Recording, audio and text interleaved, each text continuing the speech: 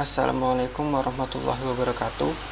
Kami dari kelompok 3 Project UAS Mata Kuliah Jaringan Komunikasi dengan dosen pengampu Bapak Aditya Prapanca, STMkom yang terhormat. Sebelumnya perkenalkan kelompok kami yang beranggotakan. Yang pertama saya sendiri, Imam Arif Al-Baihaqi dengan 3 digit NIM terakhir 006. Yang kedua Taufik Nur Rahman dengan 3 digit NIM terakhir 019. Yang ketiga Elsa Dwi Handayani dengan 3 digit NIM terakhir 035.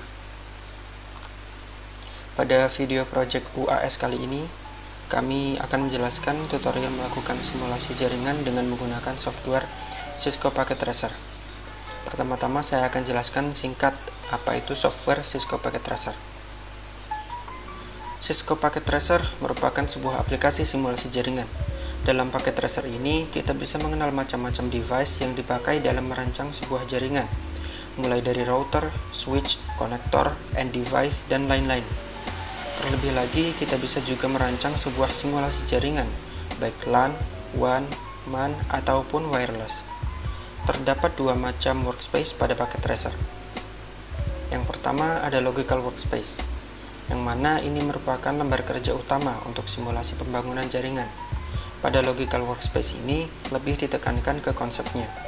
Yang kedua ada Physical Workspace. Physical Workspace lebih ditekankan pada tampilan fisiknya. Kita bisa seolah-olah membangun jaringan dalam skala sebuah area atau komplek hingga skala terkecil, langsung pada device. Untuk simulasi jaringan pada video kali ini akan digunakan Logical Workspace. Baik, langsung saja. Pertama-tama kita akan gunakan dua router, yang mana router ini memiliki fungsi sebagai penghubung dua atau lebih network pada suatu jaringan yang berbeda. Kemudian kita masukkan 3 switch yang nantinya akan berfungsi untuk meneruskan paket data apa saja tanpa melakukan proses routing, namun kita tetap masih bisa untuk memanagenya. Selanjutnya kita letakkan 3 PC di dekat switch 0 dan kita letakkan satu server di sini dan masukkan PC yang keempat di dekat switch 2. Kemudian kita sambungkan masing-masing PC 0, 1 dan 2 ke switch 0 dan switch 0 akan dihubungkan ke router 0. Tentunya router 0 akan berhubungan dengan router 1. Tidak lupa juga server dihubungkan ke switch 1 dan kemudian dihubungkan ke router 0 yang sebagai jalan dari PC 0, 1 dan 2. Kemudian PC yang keempat disambungkan ke router 1 melalui switch 2. Selanjutnya kita set IP pada router, server dan masing-masing PC. PC 0 dengan IP 10.10.0.2, PC 1 dengan IP 0.3, PC 2 dengan IP 0.4 dan server dengan IP 192.10.0.2, PC 3 dengan 128.10.0.2, lalu router 0 dengan IP 1.0.0.1,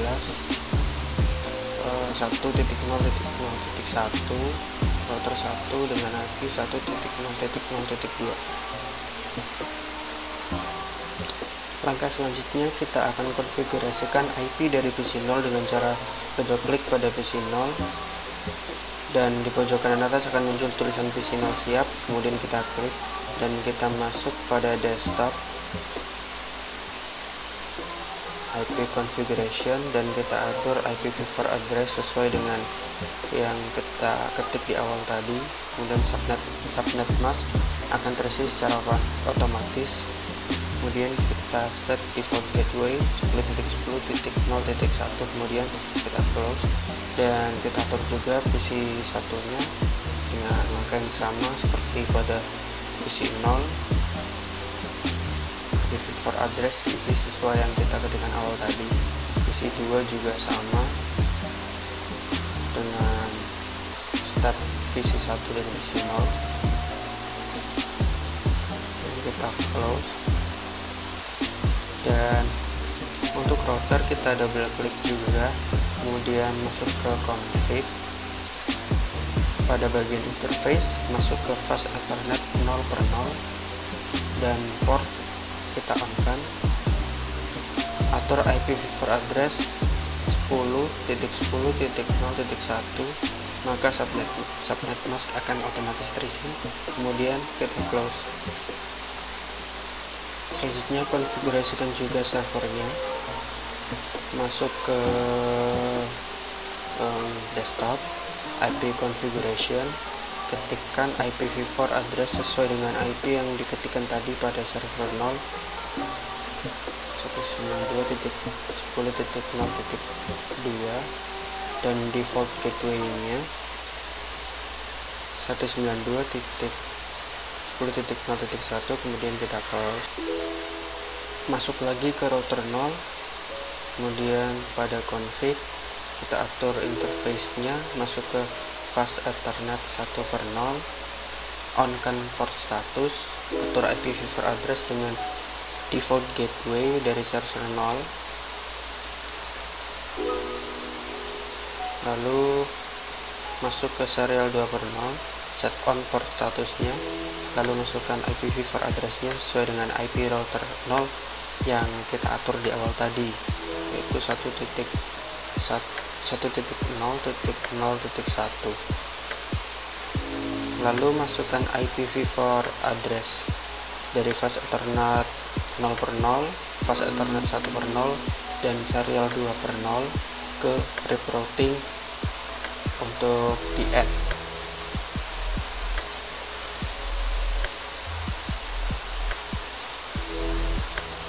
Langkah selanjutnya kita akan konfigurasi IPv4, masuk ke desktop, IP configuration, kita atur IPv4 address sesuai dengan IP yang kita ketikkan tadi pada PC3, yaitu 128.10.0.2, dan default gateway-nya kita atur 128.10.1. Selanjutnya kita konfigurasikan router 1 yang berhubungan dengan PC3. Masuk ke config, pada bagian interface masuk ke fast Ethernet 0/0 dan port status kita on-kan. Masukkan default gateway dari PC3 ke IPv4 address router 1, yaitu 128.10.0.1. Masuk ke bagian serial 2/0 dan atur IPv4 address sesuai dengan IP router 1 yang diketikkan di awal tadi, yaitu 1.0.0.2. Masukkan default gateway dari PC3 dan IPv4 address serial 2/0 ke rip routing untuk di add. Kemudian kita close. Untuk proses selanjutnya akan dilanjutkan oleh rekan saya, Taufik Nur Rahman. Selanjutnya kita tes ICMP pada command prompt dan mengetikkan pingnya IPv1. Nah, di sini tes ICMP berfungsi sebagai pengecekan terhadap konektivitas antar satu dengan komputer lainnya. Selanjutnya jangan lupa juga tes ICMP pada PC2 dan mengetikkan ping 10.10.04. Dan juga pada server, di sini servernya menggunakan IPv4 kelas B. Agak lama karena berbeda pada PC0 yang menggunakan IPv4 kelas A. Nah, di server ini ada request timeout. Ini kalau satu tidak apa-apa, masih bisa terkoneksi. Dan selanjutnya tes pada PC3.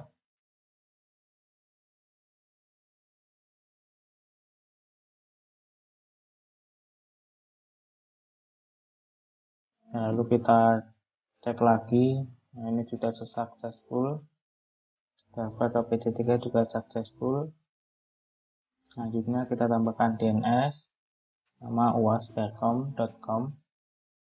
Nah, address-nya kita samakan dengan address-nya server agar memudahkan kita dan mengingat kita untuk tidak lupa. Dan IP configuration-nya kita samakan yang tadi, DNS-nya, dan kita add-kan, lalu copy kepada semua komputer DNS-nya. Di sini DNS server berfungsi sebagai sebuah database server yang menyimpan alamat IP, digunakan untuk penamaan hostname tersebut. Nah, setelah itu kita cek lagi yang successful, kita masuk web server dan ketikkan URL yang tadi uasjarcom.com. Nah, ini sudah terhubung. Selanjutnya di sini coba menambahkan access point.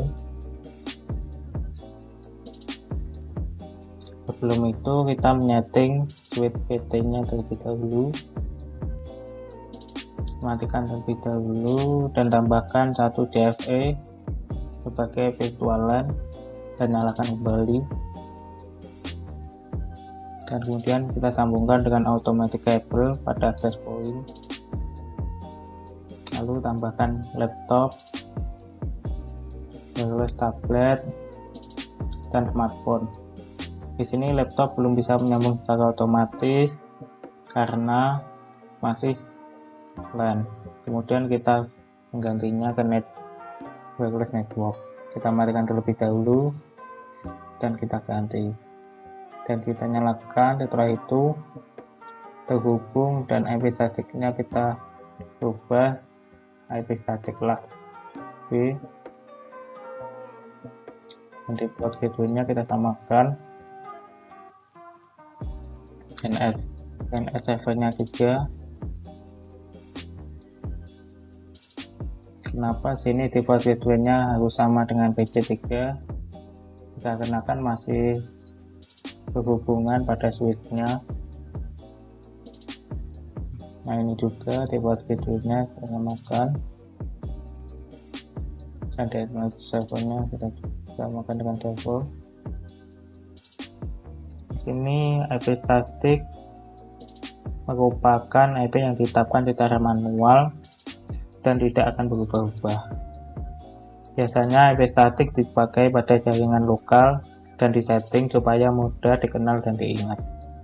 Selanjutnya pada smartphone kita settingannya sama seperti yang tadi. Address-nya kita ganti yang belakang 5. Default gateway-nya kita samakan.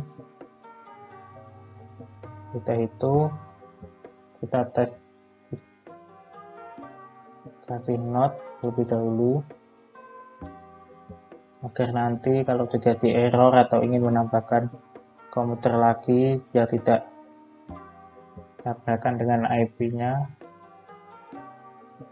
Lalu kita tes IDMP pada laptop.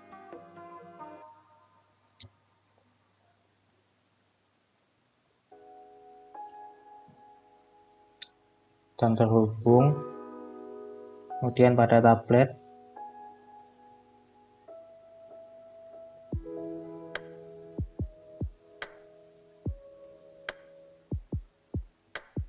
yang terhubung juga. Dan tadi pada smartphone dan mengetikkan ping 128.10.0.5 terhubung juga. Selanjutnya access point. Jika ingin mengganti nama di sini juga bisa pada access point dan menambahkan password. Tapi di sini kami menggunakan default aja biar mudah kan. Assalamualaikum warahmatullahi wabarakatuh. Perkenalkan, nama saya Elsa Dwiandayani, NIM 19051397035. Kali ini saya akan melanjutkan presentasi dari teman saya tentang simulasi jaringan topologi. Di sini setelah semua terhubung, selanjutnya kita tes pengiriman dari server PT server 0 ke smartphone PT, lalu dari server PT ke tablet PC. Kita lihat di tabel bawah terlihat bahwa statusnya successful. Lalu untuk HTTP kita beri nama URL-nya yaitu uasjarkom.com. Lalu setelah itu kita klik server PT. Di sini kita klik bagian service guna untuk mengganti web server dari yang awalnya Chico Packet Tracker kita ubah menjadi uasjarkom. Begitu juga pada bagian selamat datang. Di sini terdapat tulisan Cisco Packet Tracker, kita ubah sama halnya seperti uasjarkom. Kita lakukan hal yang sama. Setelah itu kita simpan yes dan kita klik laptop PT. Kita lihat di URL-nya, kita lakukan hal yang sama yaitu uasjarkom. Demikian presentasi dari kelompok saya. Terima kasih atas waktu dan perhatiannya. Wassalamualaikum warahmatullahi wabarakatuh.